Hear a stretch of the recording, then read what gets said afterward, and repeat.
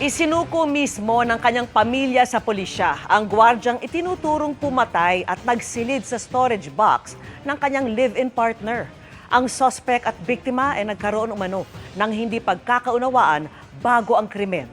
Nakatutok si Jomer Apresto.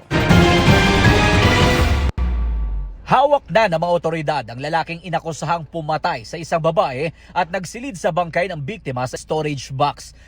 Ayon sa pulisya, isinuko ng kanyang pamilya ang security guard na suspect sa Barangay Poblacion B sa Rosario, Batangas kaninang hating gabi. Sinubukan namin hingan ng pahayag ang suspect. Tumuko lang sir ako, nagtiwala sir sa mga pulis para sir malinis ang aking pangalan. Ayon naman sa tatay ng suspect, nagkaroon ng hindi pagkakaunawa ng kanyang anak at ang biktima. Nakita raw kasi sa social media ng kanyang anak na may kasamang ibang lalaki ang kanyang live-in partner. Hapon ng January 1 nang umuwi umanong lasing sa kanilang tinutuluyan ng kanyang anak at sinalubong siya ng biktima. Ang mga basag na bote na unang nakita ng Soko galing raw sa biktima at hindi sa suspect. Nagbasag ng bote, sinasaksak siya. Yung pag-iwas niya, parang naitulak niya. Pagbagsak daw, binaano niya, tinitingin niya, hindi daw gumagalaw. Dito na raw nataranta ang suspect at isinilid sa isang storage box ang bangkay ng biktima. Natagpuan naman ang bangkay sa isang tulay sa Basud, Camarines Norte noong ikalawa ng Enero.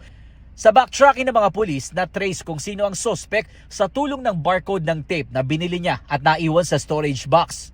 Maaari pong self-defense, naniniwala po ako. Hindi ko maiisip na gawin kasi napakabait yan ng bata ngayon. Kahit niya pag nalagyan ng inang masugatan na ngayon, nag-iiyak pa yun, takot siya sa dugo. Kaya nung mangyari yun, hindi ako makapaniwala. Pero base sa autopsy report na hawak ng PNP, asphyxia o naubusan ng oxygen sa katawan ng biktima. Ibig sabihin, posible umanong nasakal din siya ng suspect. Naibalik na sa Cabuyao, Laguna ang suspect na sasampahan ng reklamong murder. Para sa GMA Integrated News, Jomer Apresto, nakatutok 24 oras.